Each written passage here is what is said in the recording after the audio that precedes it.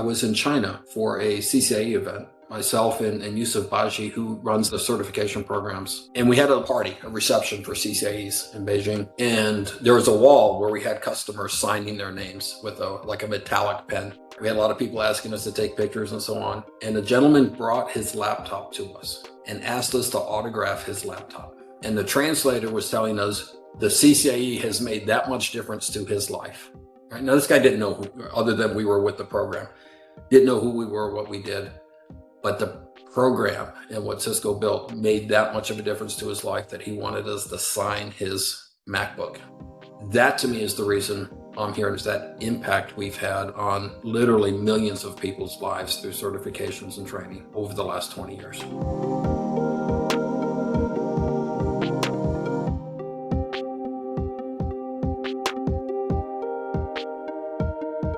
Hello and welcome to the Cisco Learning Network podcast. That was David Mallory, Director and Chief Technology Officer for Learning at Cisco.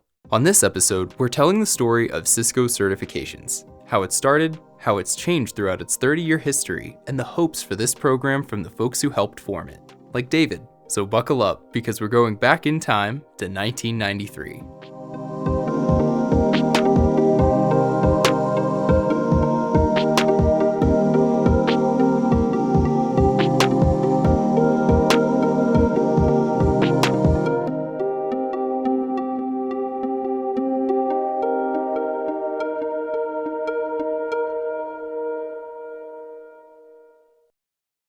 The CCIE specifically was launched in 1993, and many of the tech firms had certification programs at that time. Novell was very popular. That was the first certification I got from a vendor. But 3Com and 4Systems, there were many certification programs. And Cisco's was kind of unique in that its original intent was to give people the ability to bypass the initial queues when they open a TAC case. If they were proven to have these high-level, expert-level skills, they got right to the escalation engineer, the top of the queue, which was a real benefit at the time. But it was a much different approach in how certifications were done, both from the testing, in that it was a hands-on practical exam, where most of the vendors were just a multiple choice test delivered at a partner like a View or a Prometric.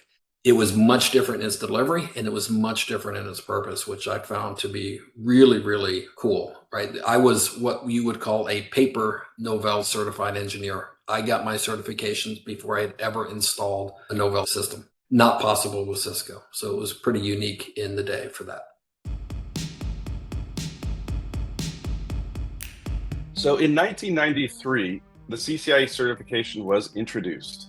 That's Jeff McLaughlin, Senior Director of Technical Marketing at Cisco, speaking in a webinar with Par Marat, who's the Vice President of Customer Experience at Cisco, about the CCIE in a software-defined networking world. These are some topics from the original CCIE blueprint: AppleTalk, ISDN, DECnet, Banyan, Vines, X25, 802.5. Obviously, a lot of technologies that we don't think about today. So it was a very different world back then. The original CCIEs, this is interesting, the very first number was 1024, so we did not start counting at 1. And the very first number went to the lab.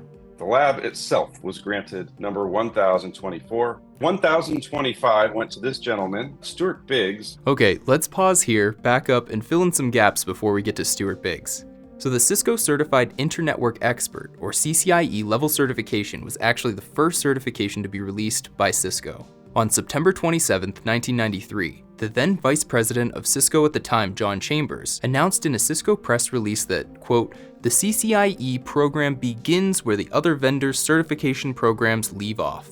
It can be compared to completing a university course versus taking college entrance exams. Prospective CCIE candidates must be highly qualified just to enter the program, and then, after taking an intensive troubleshooting course, must pass a rigorous hands-on lab test conducted by senior support engineers. This very stringent set of requirements ensures that only the best professionals are selected."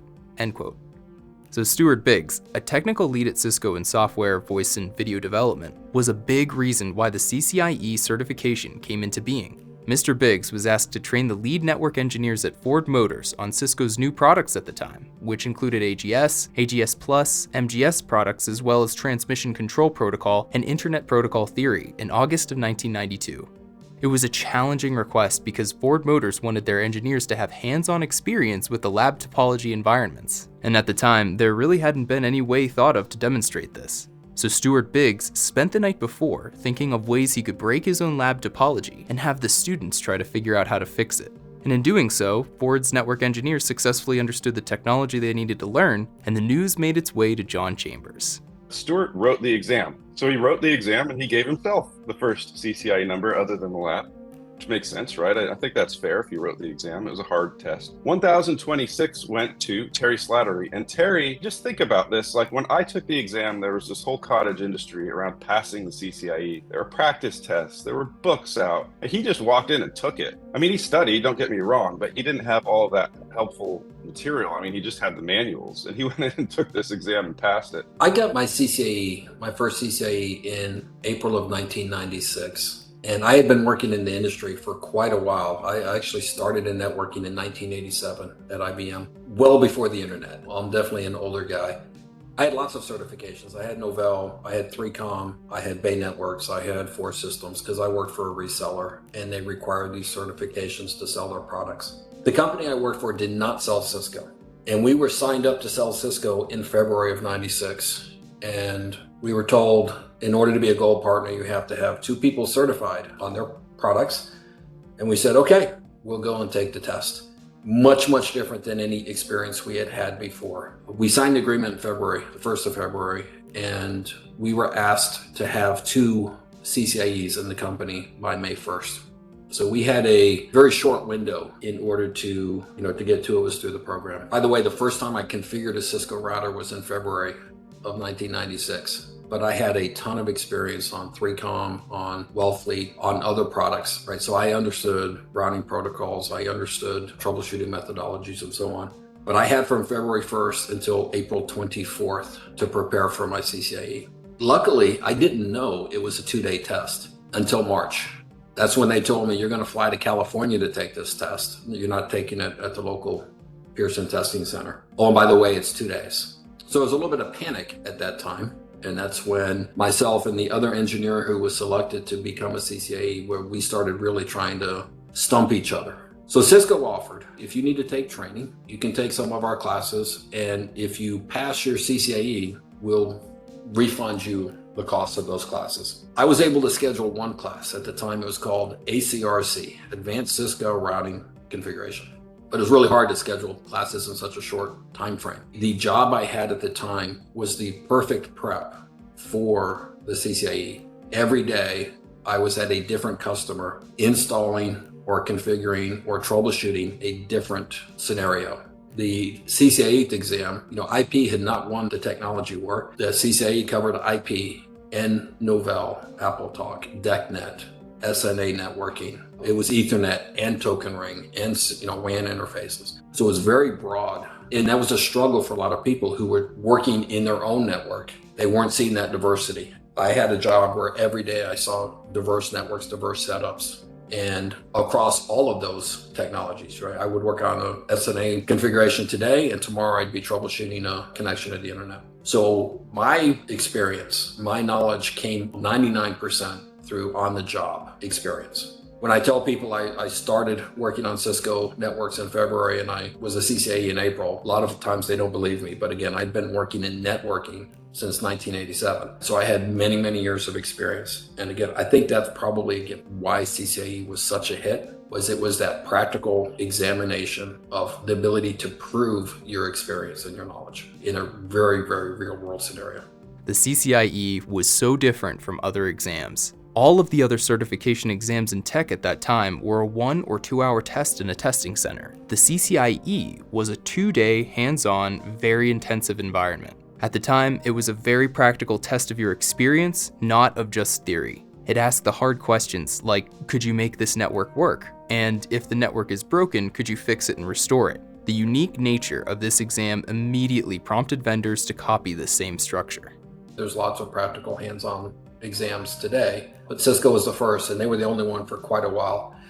The value that gave to the community, right, to truly prove your skills at this level made a huge difference. And it was really a badge of honor right? Still is a badge of honor, but compared to the other programs at the time from other vendors, it was just a really amazing thing. So when I took my lab in 96, I was lucky I passed the first time, but I was really amazed at the experience. I met a few people who had early numbers. I get that reaction from people today when they see my number, like, oh, wow, you were in the beginning. And I wasn't quite the beginning, but it was still pretty early. The goal of all of the SEs was to be a CCIE.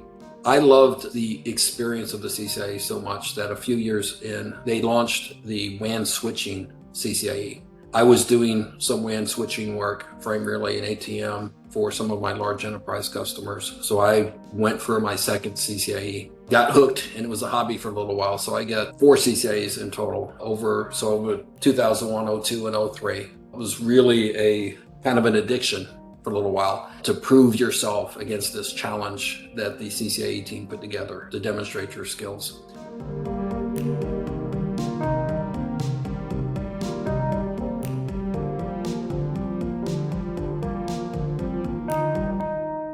In 1998, the CCNA and NP were introduced. So many of you remember that for a while, the CCIE was it. That was the only test that we had at Cisco. And then we introduced the NA and the NP. I'm one of the ones who went that route. I decided to do NA and NP before doing my CCIE so I could get the foundations and really be ready when I took the actual exam. So I joined Cisco in 98, which is interesting because I joined right when Cisco was launching the CCNA and CCNP certifications. So I had already had my CCIE. To be honest, I didn't pay too much attention to it. The CCNA and the CCNP were actually both launched together at Networkers in Philadelphia in the US in 1998. A little bit different than the CCIE in that it was a certification exam, but also a class associated with it to prepare you for those skills. These CCNA specifically was not meant to be a test of great experience. It was the associate level, kind of the entry level job. In 98, networks were booming. There were very few people in this industry. And, I'd been in the industry for 10 years, but I'm by far a rarity. We had people coming in, switching careers. I remember a Cisco SE I worked with in 98. His career originally, his studies was to be a pharmacist, and he got bored and then he became a police officer, and then he became a networking engineer. I was a nursery school teacher before I got into IT. Well, that was kind of because I got burnt out on other stuff, but still. It makes for a good story.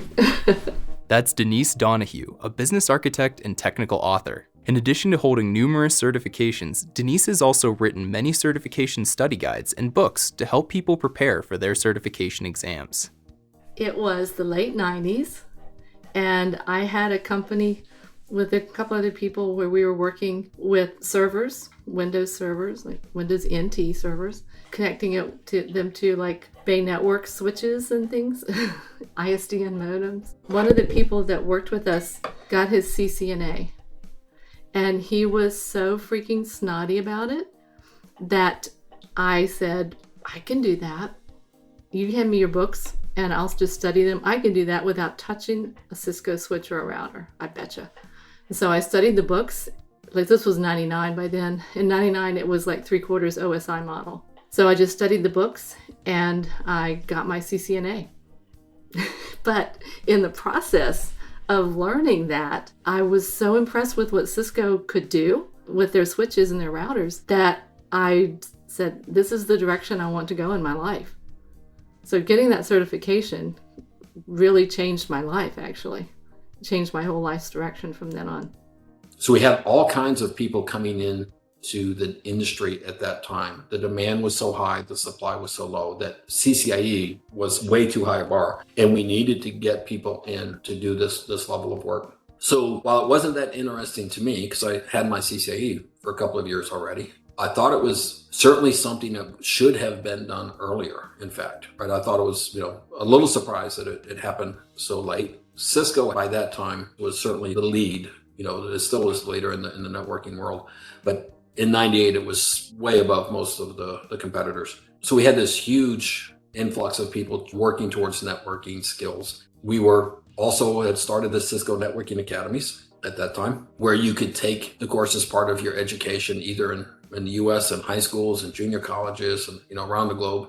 I don't think the internet or the network industry would be anywhere near it was if it were not for things like this. Again, not just the certification, but the training programs and this large scale reach through NetAcad, as well as reach from our competitors at the time who were bringing on people and trying to train them.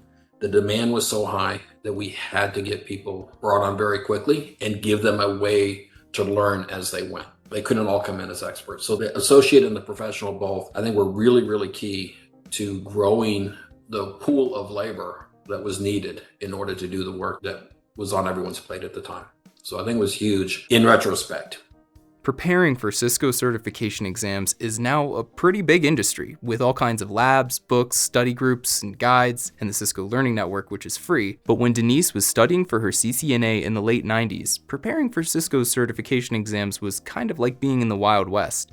You didn't have a whole lot of resources available yet, and you kind of had to fend for yourself in a lot of ways.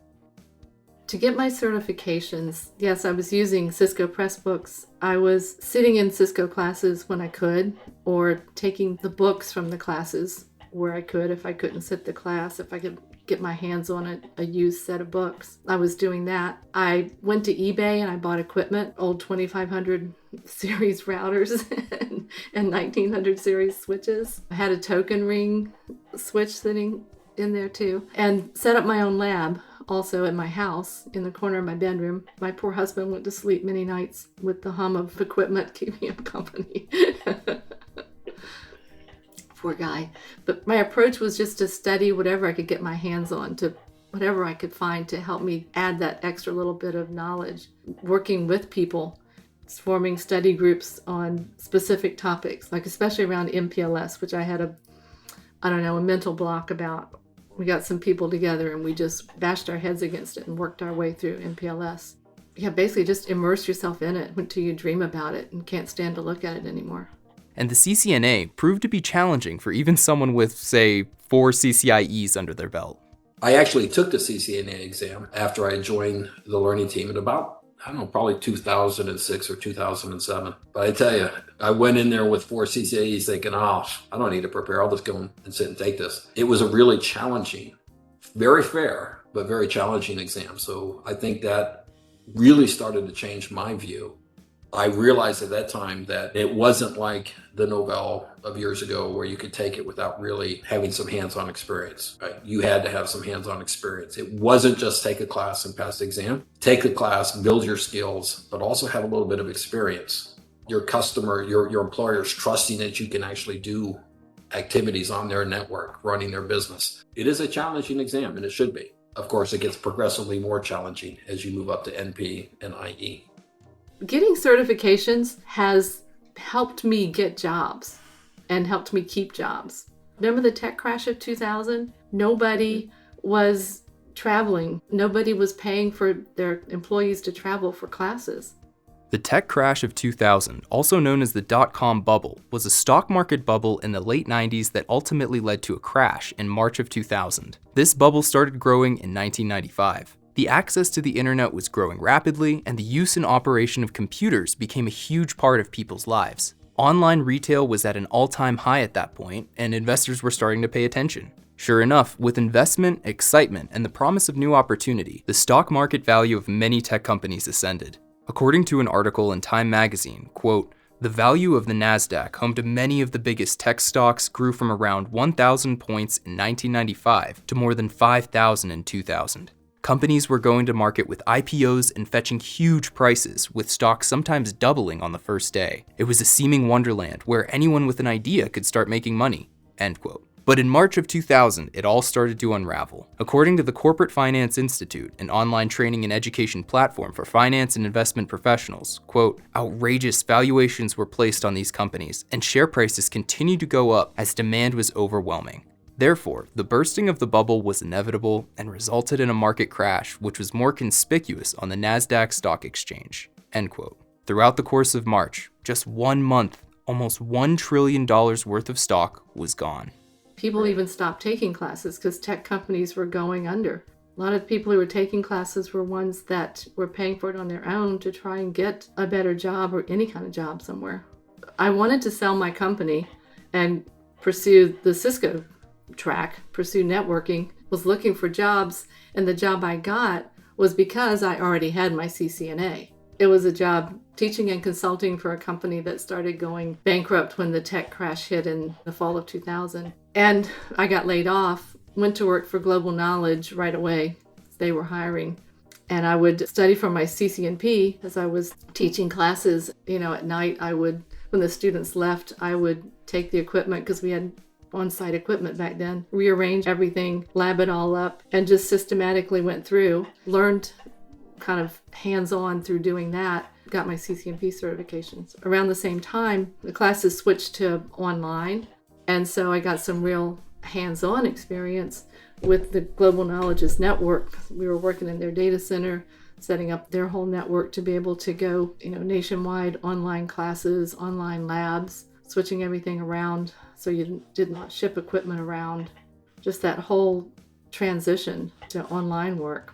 Learning that, and then being able to take the classes, being able to have the hands-on time with the equipment, both in Global Knowledge's network and then in the labs with the student equipment. It was 3 years. It was a very intensive 3 years between my CCNA and my CCIE.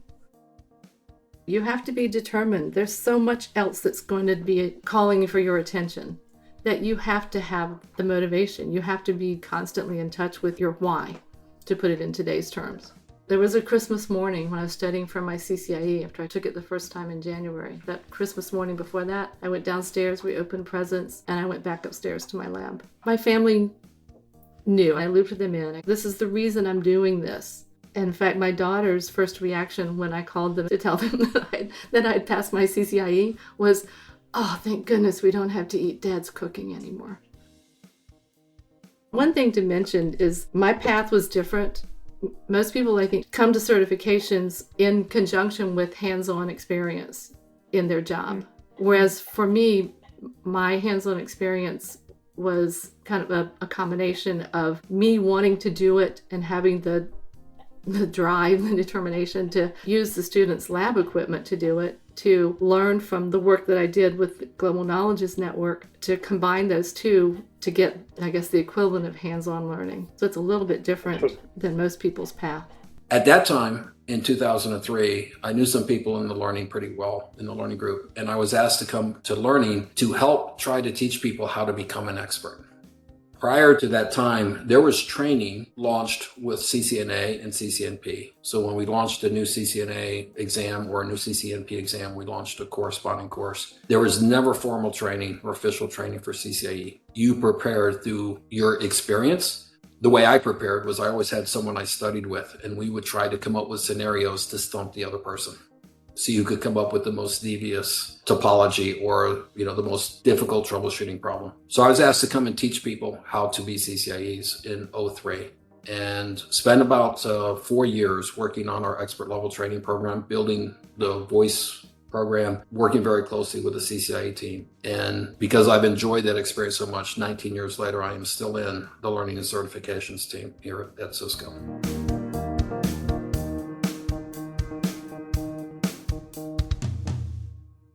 The CCIE had taken off. People found it to be a reprieve, as it offered stability in an unstable world, as long as you could pass it. But then in 2001, Cisco decided to shake things up a bit. 2001, the test went from 2 days to 1 day. And for those of you who were around back then, you'll remember there was a lot of controversy around this. For many, many years, when people talked about the CCIE, that was always in the first sentence, right? It's a 2-day exam, a 2-day hands-on exam. You have to go home after that first day and you don't know whether you're going to come back the second day. And then they break the lab and you have to troubleshoot it on the second day. And so I know I was just starting to think about taking the test in 2001. And when they changed it, I was kind of upset. I'm thinking, well, I don't know if people are going to value this exam anymore if it's down to 1 day.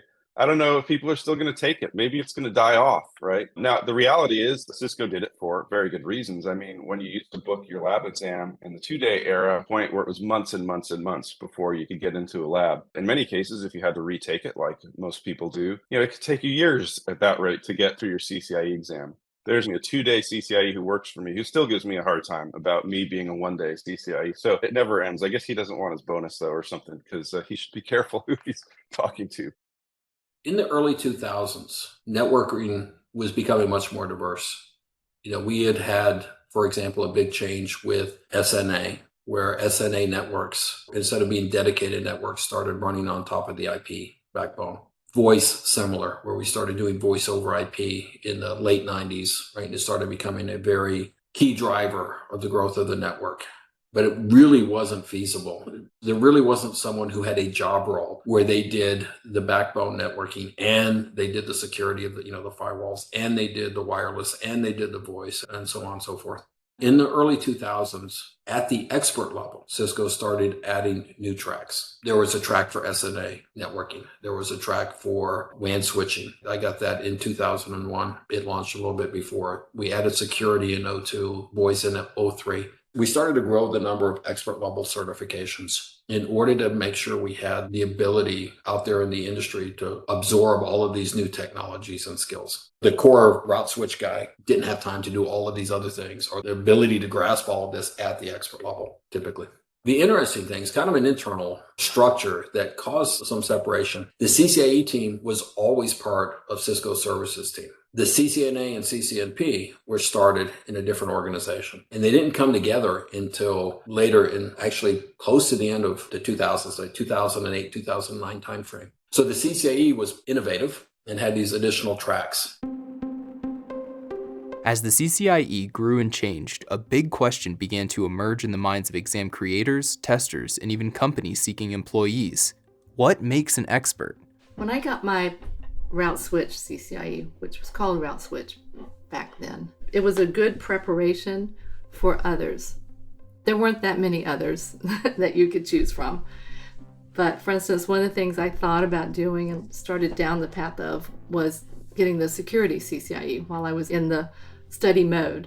And it was probably half route switch.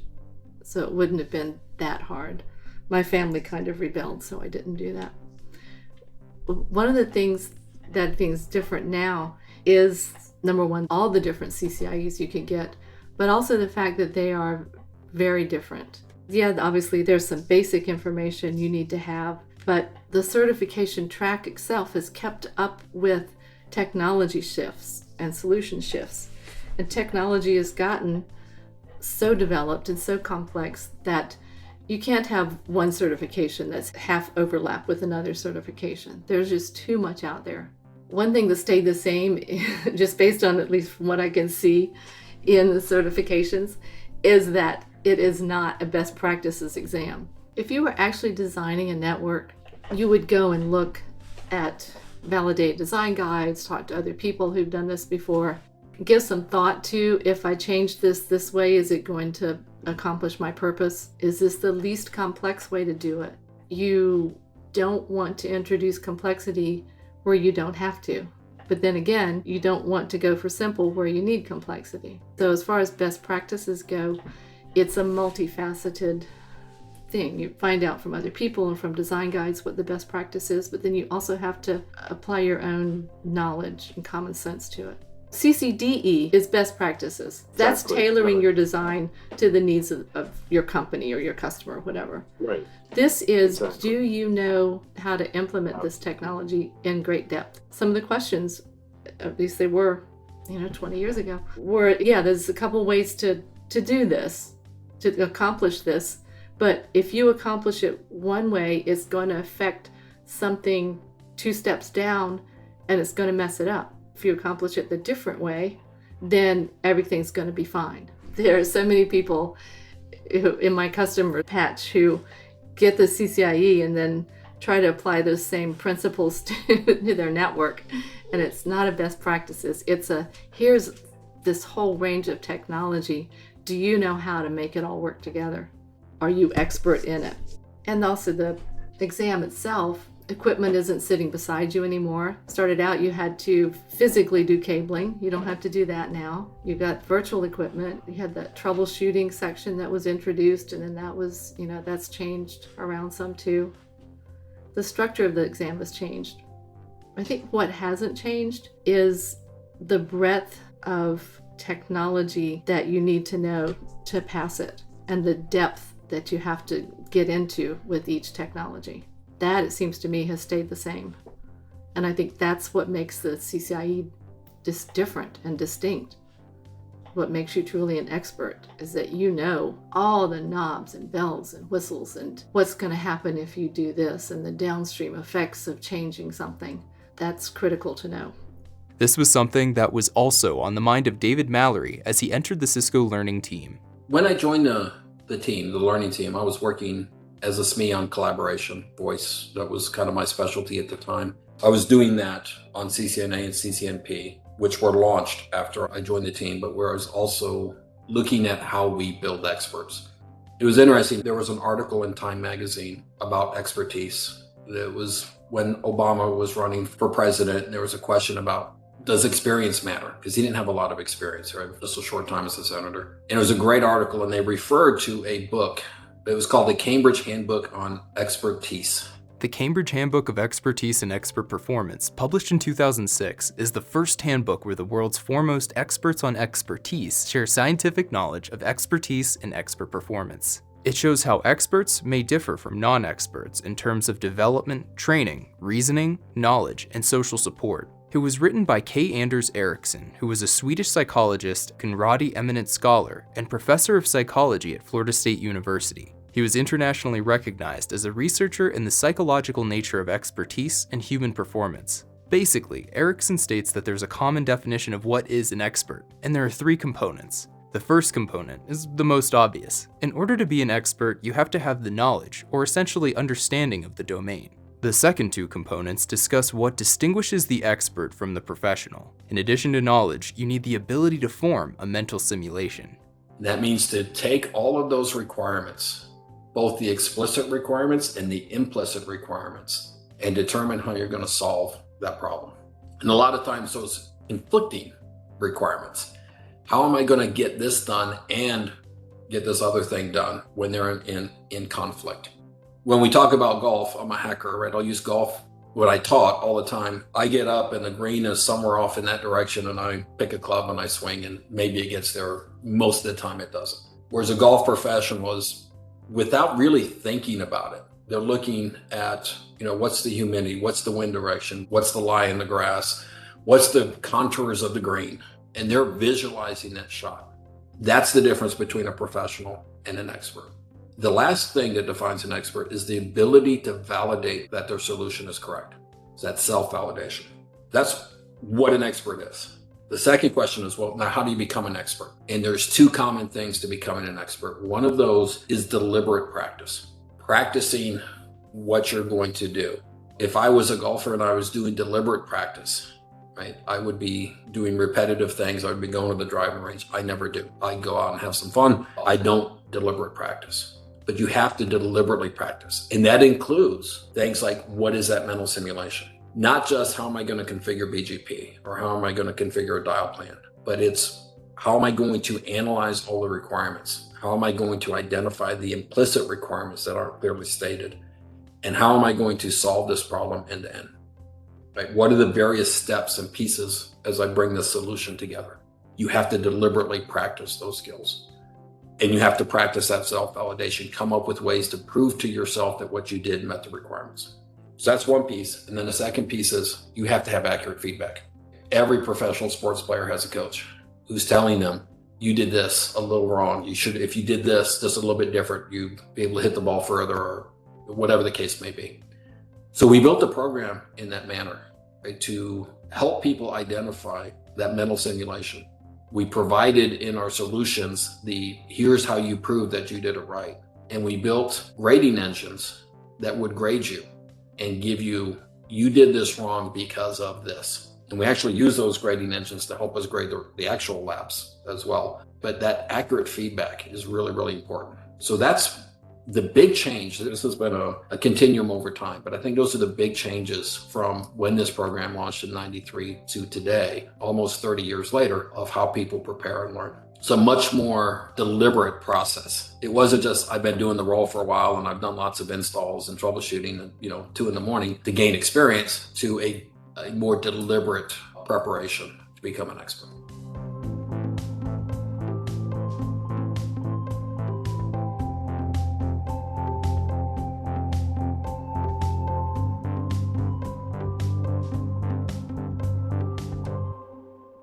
The experience of testing to become an expert can be intense. For both Jeff and Denise, the experience of testing for the CCIE is forefront in their minds. 2004, not a major event in CCIE history, but I passed my first CCIE. A few interesting things in my lab. There was a token ring MAU. Token ring had been removed from the test by the time I took it. It was just removed though, and I had a bunch of token ring gear because I was studying for token ring. Frame relay switch. We all remember those days of frame relay, and we'd get a 2500 series router with a lot of serial ports and configure PVCs on it. ISDN simulator. ISDN was a big part of the exam. It was one of the hardest parts of the CCIE exam back then. It was hard to simulate. And then this company, I forget their name, they came out with a really cheap ISDN simulator, and we were all so excited when that came out because we could run ISDN in our lab and we didn't have to rent remote racks. So for those of us who had home labs, this was a great development. Voice over IP on the route switch exam. So we had to do dial peers and FXS and FXO cards on the route switch exam back then as well. So I had phones and punch down blocks and butt sets in my lab as well. It was really stressful taking Cisco certification tests. There was one place in my town where I could go to take the exam, and it was a training facility. And so you had to go in, you had to work your exams around their classes, or else they would be really disruptive. The sound wasn't great between the testing rooms and the classrooms. And you're sitting there and you've got headphones on and you're at this computer that doesn't fit you because I'm short, and it was built for someone at least 6 inches taller than me, and the mouse is kind of sticky and doesn't move right. And you're looking at these questions and you're thinking, I have spent so much time. I gave up vacation with my kids to do this. I have got to pass this. And I've got to think about each test and each question. And you're looking at the clock and it's ticking down, and you see a question that you really want to put a comment on, but the clock is ticking and you're thinking, maybe I can go back to that one and comment on it. But you don't, you never do, because by the time you get to the end and see that you've passed, you are so relieved. All you want to do is just get out of there. There was no online testing like now. Actually, the security is way stricter. I could take my purse in with me. I could take Kleenex in with me. I didn't have to rely on their Kleenex. You didn't have to put all your belongings in a locker like you do now.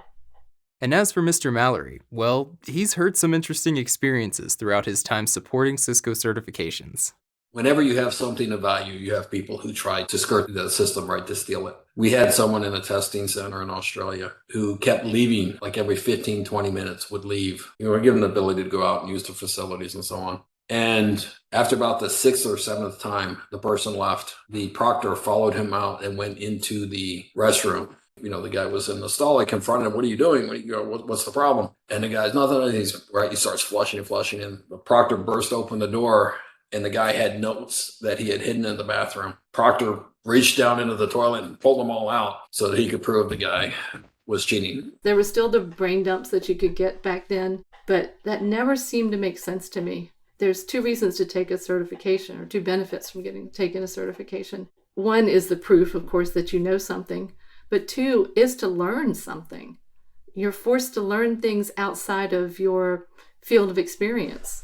Like you're working for a company that only uses OSPF, and you're forced to learn BGP and EIGRP and RIP. You're also forced to learn some history of protocols and of this technology. So if all you do is memorize questions, then that's not going to help you down the road. When I was taking one of my exams in Building C in California, the transformer outside exploded. Yeah, and the whole campus went dark.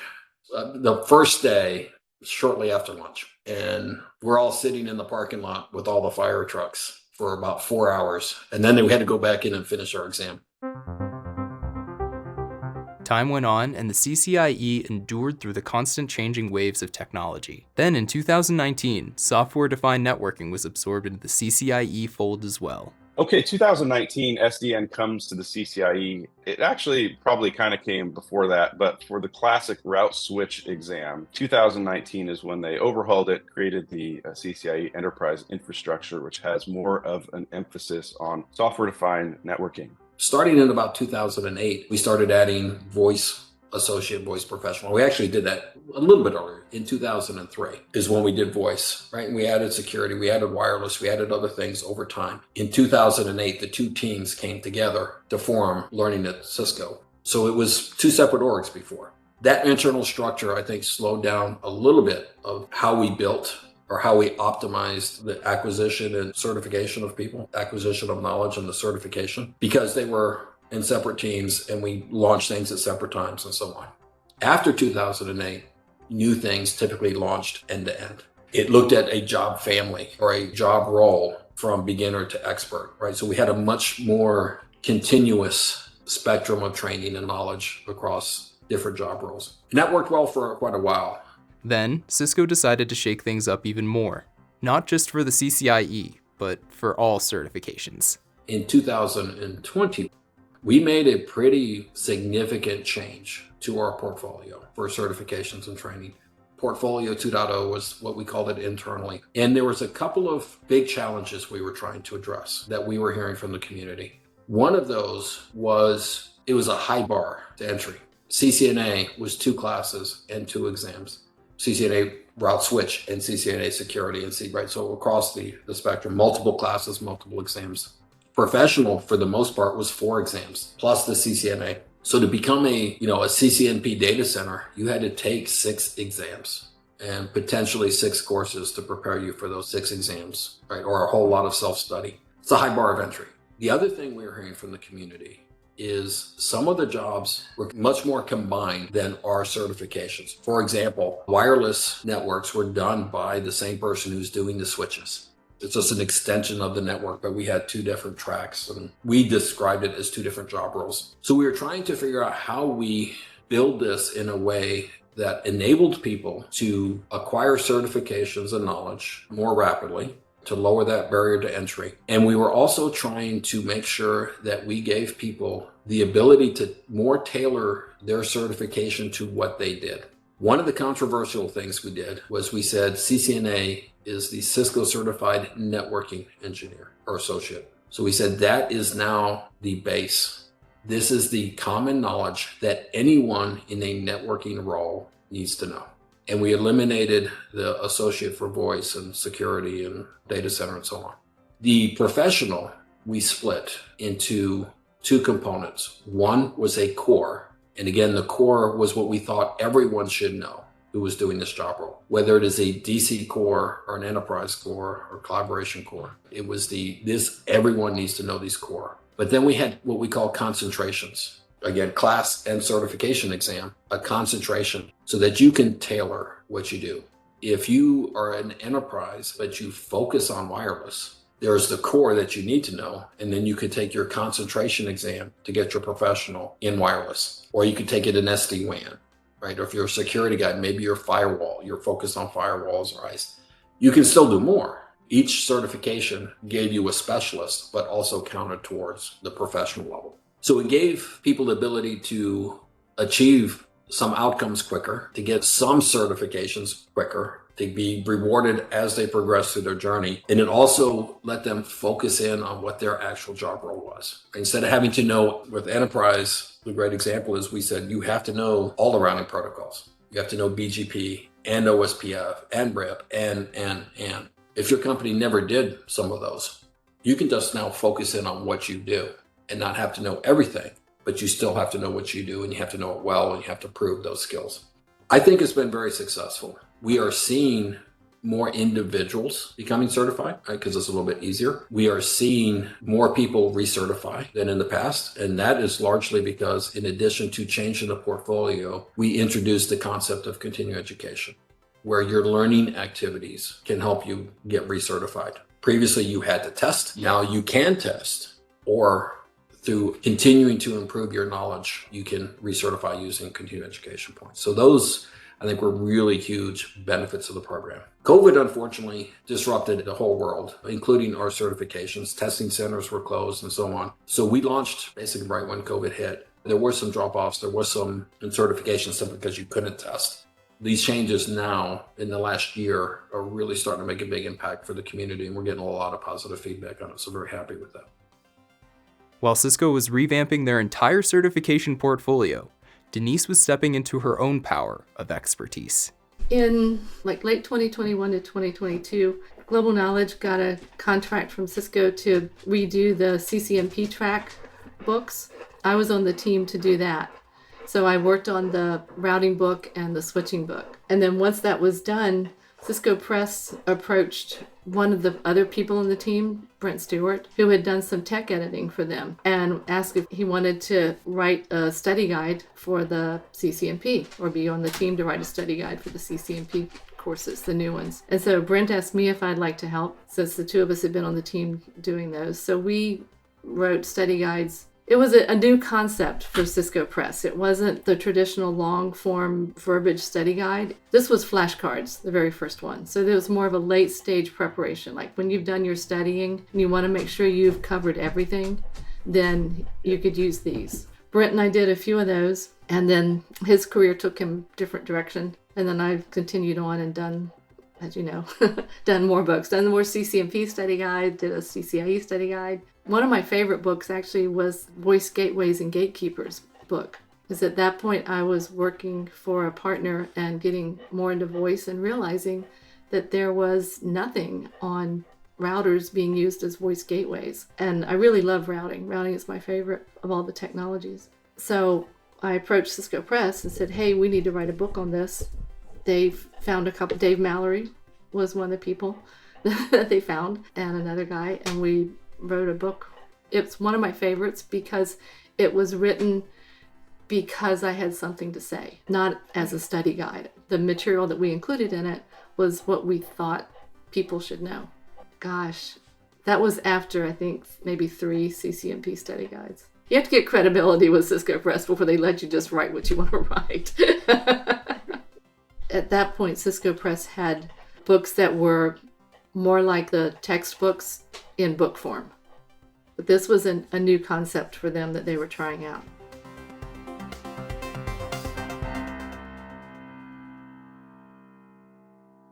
So here's the point. I don't like to use the word evolution, because that implies going from some lower form to a higher form, right? It's really about adaptation. The exam adapts to the circumstances of the times, right? And Cisco's been very good, and the certification team under PAR and the people who've led it before PAR, they've been very good at keeping this test up to date. We lived in a multi-protocol world once upon a time. We are in an IP world, right? We had this multi-WAN environment where you had frame relay and ISDN and these various technologies. And then we moved on to MPLS and now SD-WAN. It was a 2-day exam, and it went to 1 day because 2 days, while it may have been very rigorous, was not a very practical format for the exam. It's not that it was wrong before. It's just that over time, the times have changed and the exam has adapted, and it will continue to do so as networking evolves.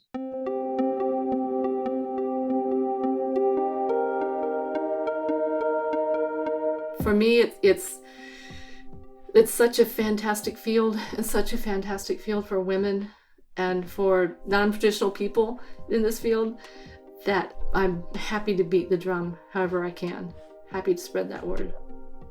I never had doubts about Cisco Certifications as a program. Obviously, no group, no person, nothing is ever perfect. We've made our share of mistakes. It's impossible to make a program that meets everyone's needs. But overall, the strategic direction, the high-level direction, I have always been 100% bought in, which is why I'm still here 19 years after joining this team.